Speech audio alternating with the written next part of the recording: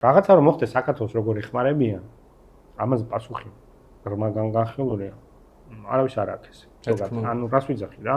იზოლირებული ხარ, რუსეთია, აზერბაიჯანია, სომხეთია არის და თურქეთი. ერთადერთი არის თურქეთი. ანუ თავიდან ბოლომდე თურქეთის კეთილნებაზე რჩები, რამ სხვა არც ახმელთ საზღვარი გაქვს. ანუ ლოჯისტიკურადაც კი ძალიან პატარა დრო გაჩერდა. მან ჩავთავ ბოდიში ხა, აი ახლა ხან სომხეთმა გააფორმა ამერიკის შეერთებულ შტატებთან სტრატეგიული პარტნიორობა და პლუს ამას დაემატა ის, რომ ვიცე-პრეზიდენტი შეხვდა პაშინიანი, ხო? ამ პოდკასტის ჩაწერის დღეს.